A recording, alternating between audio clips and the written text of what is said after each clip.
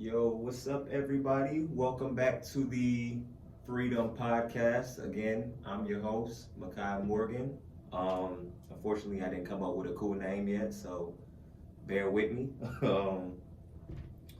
But yeah, we're gonna get that right. We're gonna get that right. But again, I want to welcome y'all back, to the Freedom Podcast, where we teach you basically how to be financially free through passive income, and also tell you how to be well-rounded in your approach too. So, a little bit of a new tradition that I like to do. Look at this thing messing me up, y'all. All right, there. Yeah, okay, there we go. But yeah, so basically, a little tradition I like to do. I like to start it off with a little quote. So that quote reads, "No one outside ourselves." Oh shit. No one outside ourselves can rule us inwardly. When we know this, we become free. I forgot who that's by. I think that's the Buddha. I think. But yeah, so it's something about freedom, so I like it. So we got a few topics today. We're gonna get into options, because I like having options. Not like that, nasty. But I'm talking about in the stock market in terms of options. And also we're gonna do another portion I like to call food for thought before we actually get into the actual, like the nitty gritty and the real financial stuff that you all really came here for. I'm gonna start it off with something, it could be something spiritual, it could be something for your mind, it could be something for your emotional health, your mental health, anything.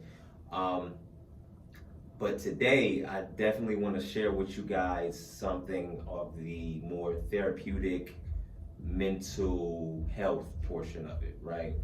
Because as we know as entrepreneurs, it can be real taxing, especially for those people that are young, that are hustling, trying to get it out the mud.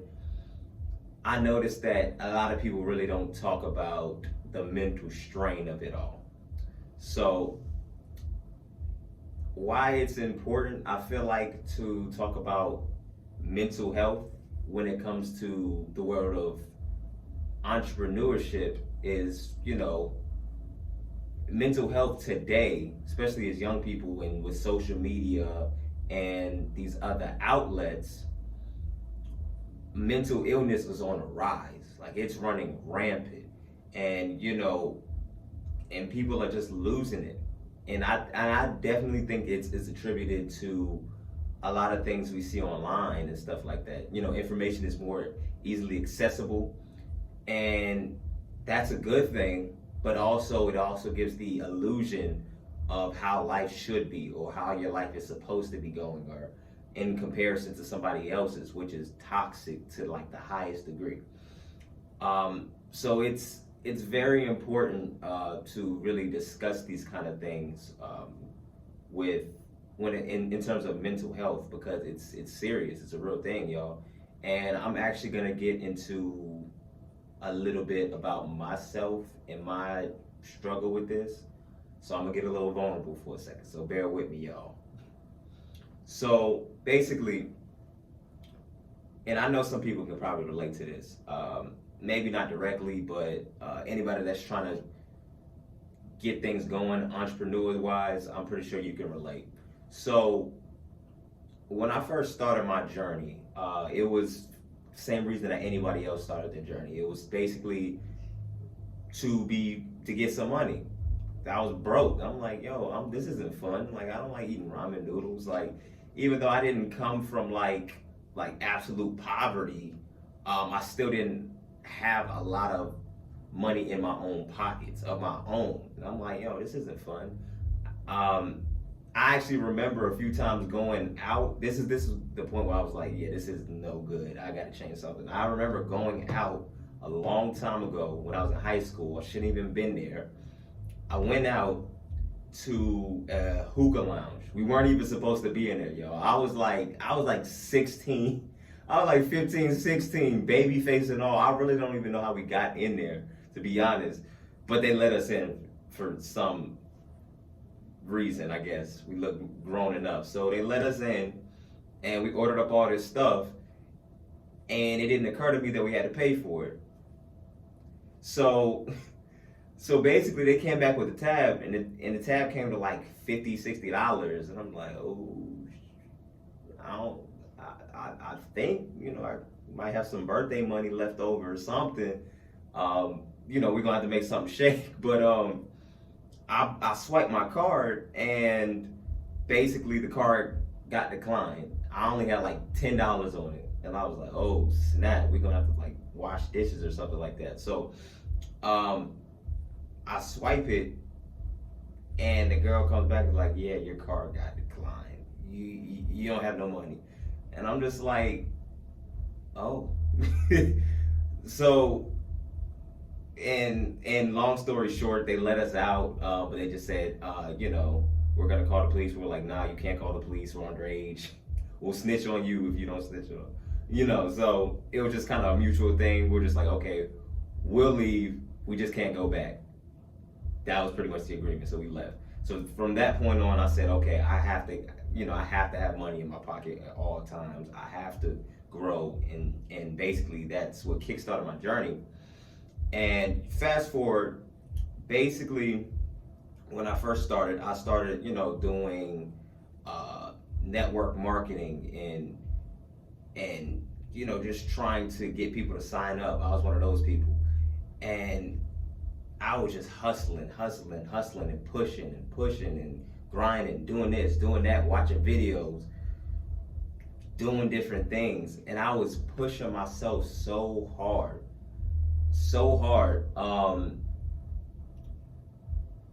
to the point where like I would sometimes lose sleep. I would sometimes go to bed thinking about how I can like what I did wrong, and basically things not going right. And basically I started to become very self-destructive.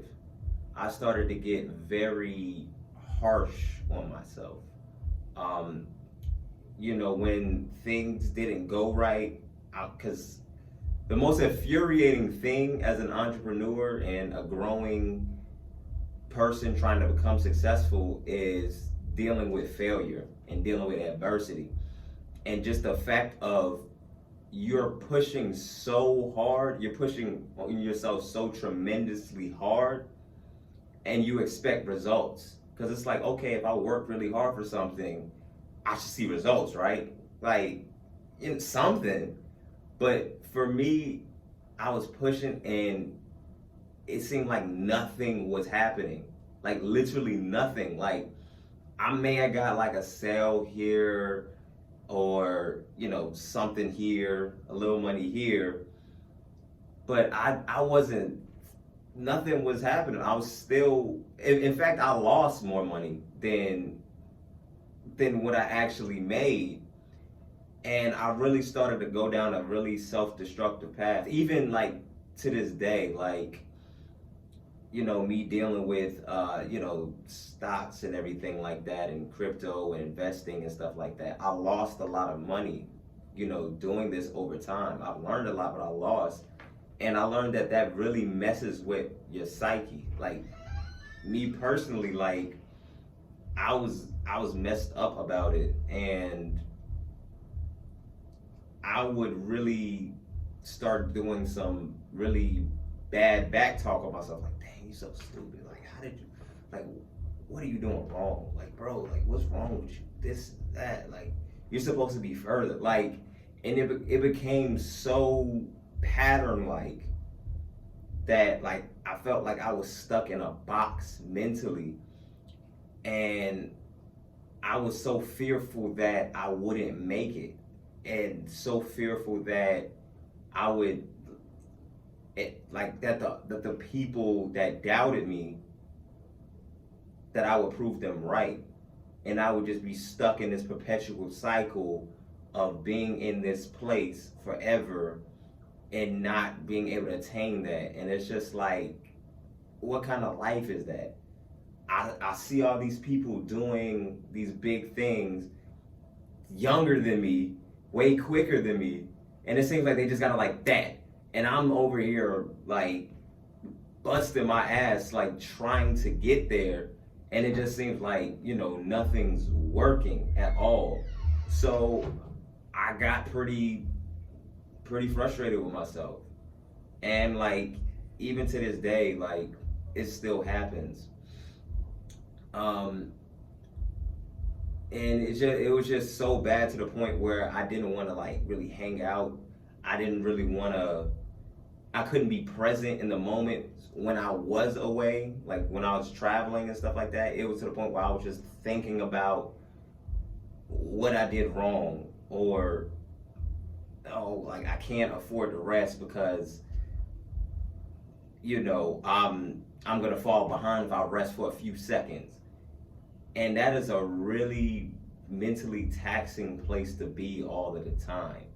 Like it's so terrible. Like especially when you can't turn it off. And I mean I didn't talk about it really until, really just now. Like this is my first time really publicly talking about this. And I don't know who can really relate to this message, but I mean, it's a real thing. I know mental health is real. Um, I can say that I haven't really suffered from severe depression, but pretty close to it. Just trying so hard just to get somewhere and not be here anymore. Get to my future and not being satisfied with my progress. But what I learned over time and what I'm still kind of trying to learn is that, the biggest part of this journey and the most important part is the journey. The most important part is being in the trenches and being frustrated when things don't work out. It's a part of the most important part is the grind, the come up. Because I always watch videos of people that actually have it, and they say that they would give a lot just to go back in time and just be that 20, 25-year-old again, getting to that point. Because once it's always like that what now moment once you actually start getting bread and start actually becoming a success. And I'm just like, how is that possible? You know what I mean? So I mean, I get it, but ultimately, still, I've definitely been through some mental stress, like tremendous mental stress, almost to the point of mental illness, of trying to get to my goal. And just for anyone else that hears this or needs to hear this, it's okay. It's okay to be a little stressed out about this. That's normal. But ultimately, you don't want to let that kind of stuff break you to the point where you become ill over it. Because you have to take care of yourself mentally if you ever want to fully come into your success. If you fully ever want to become your greatest self, I mean, what's the point of having all this, glitz and glamour if mentally you're unstable? If you can't even keep a relationship, if you can't even be present and enjoy the small things in life, and just being just all messed up in the head. Mental illness is a real thing, and I learned through this journey, if you really push yourself a lot with no breaks, it'll kind of set in. It'll set in a little bit, and I would encourage you to not let it become self-destructive, because I can tell you from personal experience, it's not fun at all. And I just really had to learn to be patient with myself, because one thing I even learned about myself is that, I'm patient with others, but I'm not really patient with myself. I was kind to others, but I wasn't kind to myself. And it's just like I had to take a minute and pause and stop and just ask myself, like, why is that? Why is that? And what is this gonna cause? You know? Because if I keep going and it doesn't get checked, then what am I gonna become? What's gonna happen to me? So I would advise anyone who has dealt with issues of mental illness on their journey. Definitely, I would encourage you to get help. I would say like counseling or therapy or some kind of therapeutic relief out of the matter, because you definitely don't want to downplay these things, and you don't want to run yourself rampant trying to get to where you're trying to get to, because peace of mind, I learned that peace of mind is the most important thing to me. Peace of mind. And I wasn't giving myself peace of mind by bashing myself, by punishing myself, by allowing myself to be stuck in a state of paralysis through just self-doubt and just being so harsh on myself. It that can become a very troubling place to be in, and you just don't want to be stuck there. So I would say definitely get help, get counseling, get therapy, and also reach out to people. Reach out to people. If you know somebody that's trying to do something, it's not so hard to pull them to the side and be like, hey, dog, like what's going on with you? Is everything all right? Like what's really going on? Or hey girl, whoever. And just pull them to the side. Hey, is everything all right? How are you mentally? Like what's going through your head?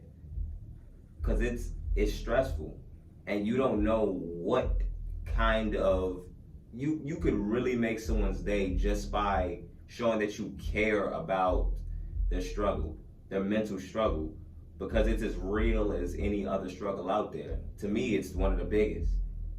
Is the mental struggle, because I'm a firm believer it all starts in the mind. It all occurs in the mind, and then it manifests itself into physical space.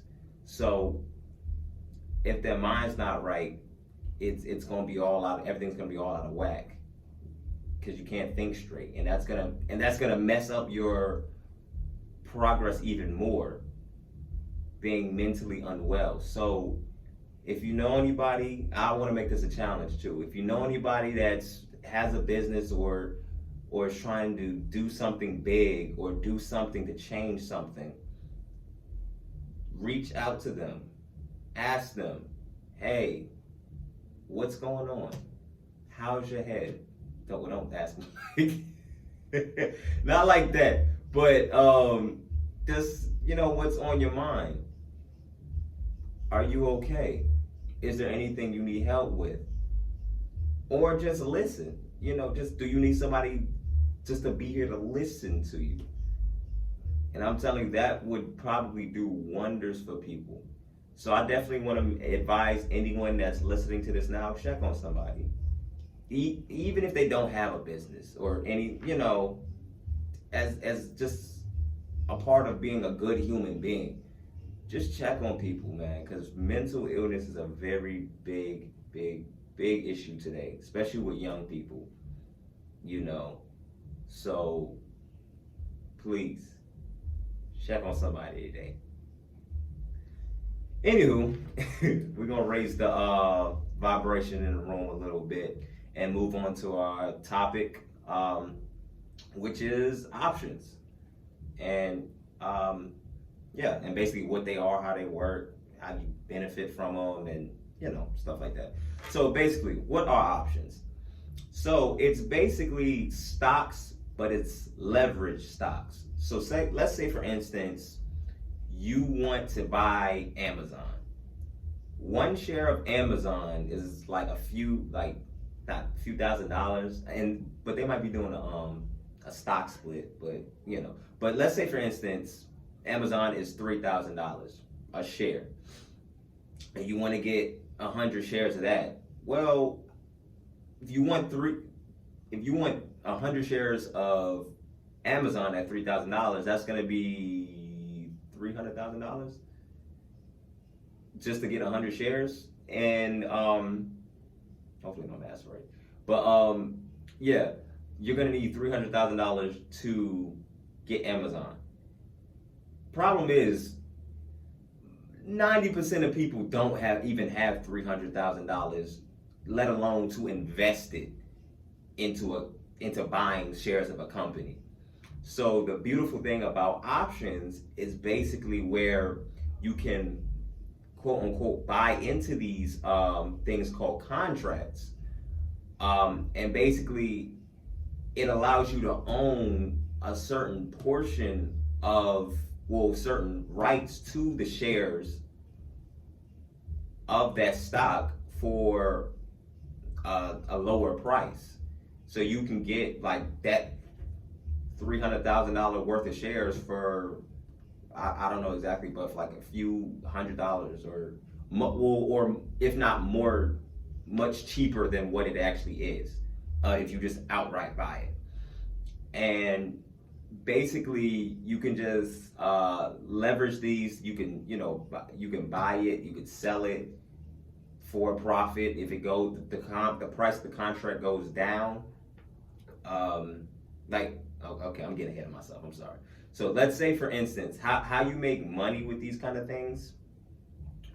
Let's say, for instance, you buy something called a call option. So a call option is basically, if it goes up, you're betting on the stock to go up.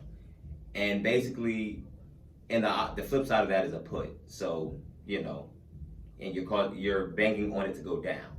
So if you buy a call of Amazon, let's say that, and you say it goes up, and it goes up past a certain point, everywhere past that point, you make profit. And just vice versa. If you say, hey, I think the stock is going to go down, so you buy a put, if it hits a certain strike price and goes even further, wherever it ends up at past that strike point, you make profit. So technically speaking, you can make infinite profit off of a smaller investment of just straight out buying them. Now, word of warning: the gain is it's technically infinite or unlimited, but also the loss is technically unlimited. But that's if you're doing something called naked options, which is basically just buying a call or buying a put, just unprotected, whatever. So you have different platforms that you can do this on. Like one I use pretty regularly is what is it? Robinhood. Robinhood's a really good one. It's very beginner friendly, and the interface is simple. And that's just the one I started with. You have Webull, you have Thinkorswim. It's a bit more complicated, but they have a lot more things that you can learn from. And the interface it's more confusing, but it just has a lot more resources and education and things that you can really utilize. But those are the main three I use. There's more outside of that, but those three would definitely be a good place to start. And if you're an absolute beginner, I would suggest Robinhood. And there's different time frames you can do with it. You can day trade. That means you're buying an option in the same day, and you're selling it in the same day. It could be a few seconds, minutes, hours, but you're in and out the same day. Or you could swing trade, which is basically anything longer than a day. Like if I buy something Monday, I can sell it Tuesday, or I can sell it next week or next month, or so forth, so forth, so forth. It's more of a long-term play.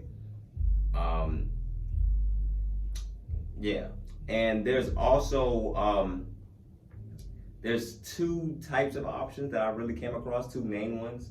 That's traditional options, which is the ones you can find on Weeble and Robinhood and stuff like that. And there's this other one that I'm pretty deep into called binary options. So basically, the difference between traditional options and binary options is basically traditional options. You can say, hey, I think this stock is going to go up, but just in case it doesn't go up, you can set something called a stop loss, where basically if it goes up and it reverses back down and you start losing money, it'll close the contract before you start losing too much money. Because remember, you can, if it keeps dropping, then you can keep losing money, basically. So binary options, it's a bit more like gambling because it's an all or nothing kind of thing. You're basically saying, hey, I see this currency pair or stock or commodity. I think it's going to go up in this amount of time. So basically, whatever you bet, that's whatever you lose. So if you bet $100, hey, it's going to go up at this certain amount of time, either you win a percentage or you lose your entire investment that you put in. So, there's kind of pros and cons to each side. Definitely take your time to really research and do which one fits you more. Like I said, I've been really deep into binaries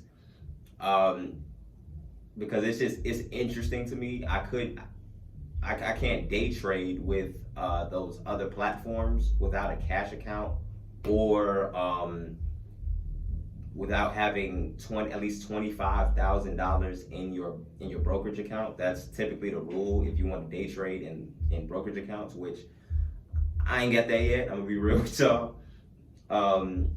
So to kind of suffice my short-term needs, I'm really deep into binaries, which is very, very interesting. And I ain't gonna lie, I'm pretty trash at it. But updates coming soon. I've been doing a lot of paper trading and just learning about directionals and basically patterns, how to use different indicators and stuff like that. So if you want to join the journey on that, that's definitely a good place to start.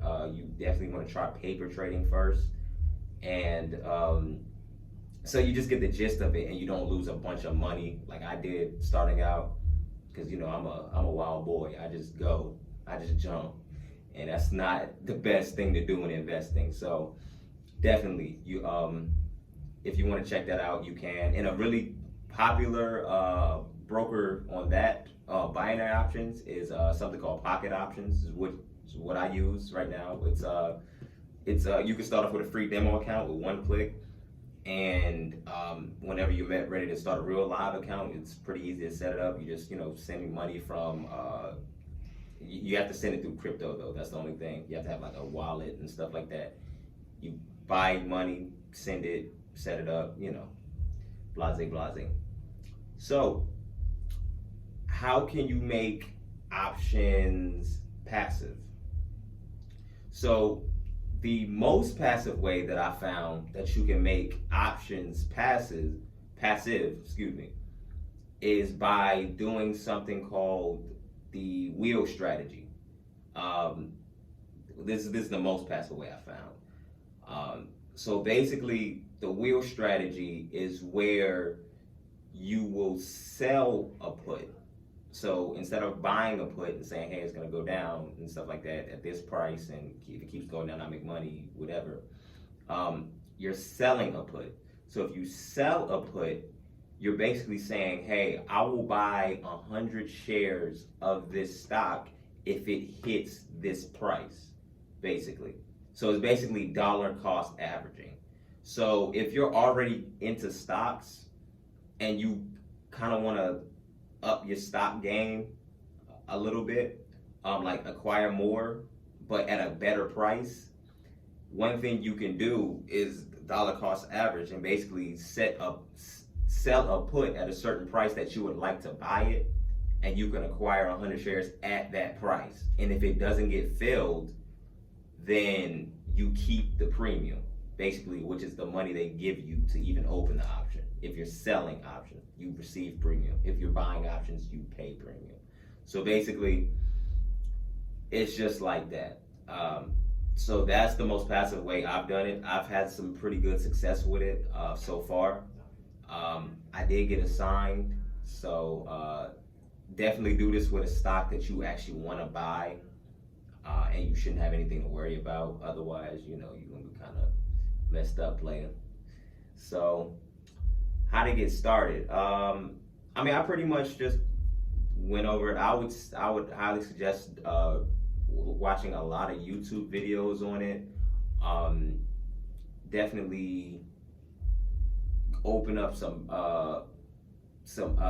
demo accounts, with, again, pocket options or Robinhood. They actually have a new options watch list that you can do. So basically, you see a stock that you want to see how the option would do, you can basically go in there and like try it out, and it'll show you like the results of if you did open this certain option at this price, and basically what the results will be, if you'd be up or if you'd be down, stuff like that. So definitely start there.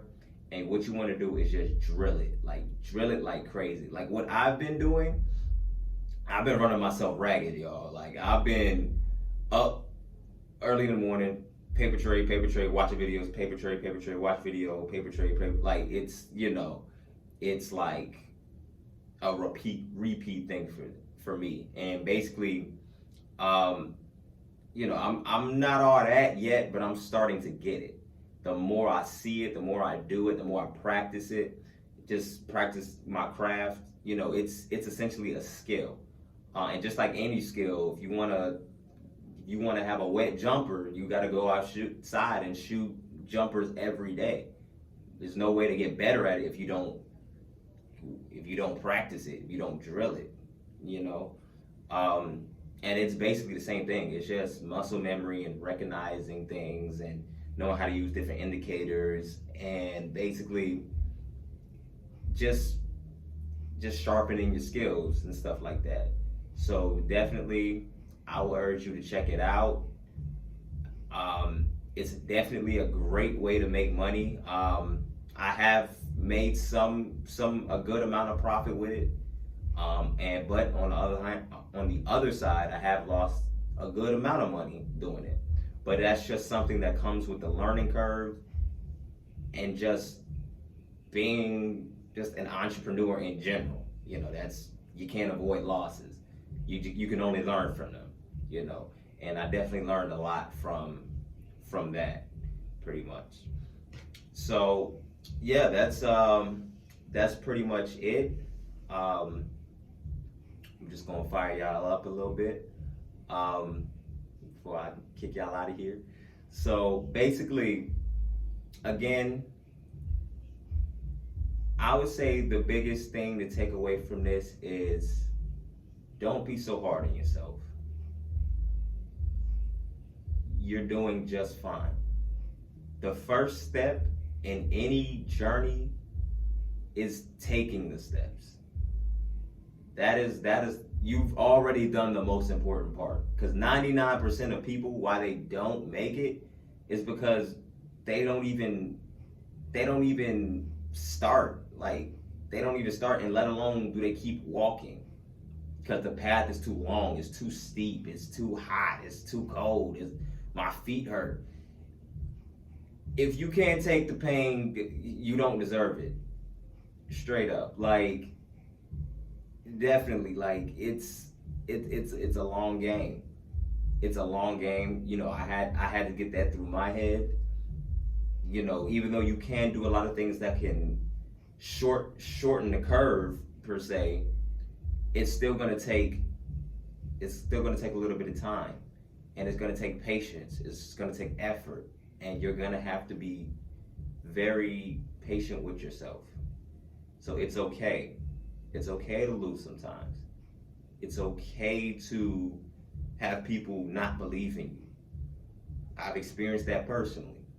some of my closest people would look at me and just be like, I don't think that's gonna work for you. Oh, why you doing that? Like, that's not, that's not gonna work for you. It happens. It's okay. You're gonna be just fine. You just have to keep walking.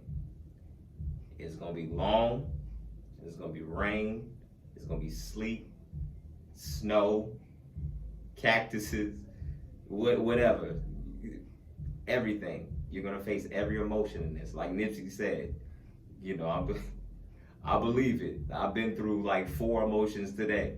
So yeah, it's like that. But please be kind to yourself. Please take care of yourself mentally. If you need to take a mental break, that's perfectly fine. You are your biggest critic. And even though it's not good to be selfish, but it's okay to be a little selfish when it comes to your well-being and your own mental health. Do not ever downplay that. Because if you're not right mentally, you can't help anybody. And most of all, you can't be free. That's what this podcast is about. Because we're here to get free. So again, I want to thank y'all for listening in. Episode 3 is in the books. And remember, be kind to yourself, be kind to others. If you like me, I love you. If you hate me, I love you more. So that's it for everything. Tuning out. Y'all be good, Freedom Fam, and I'll see y'all later.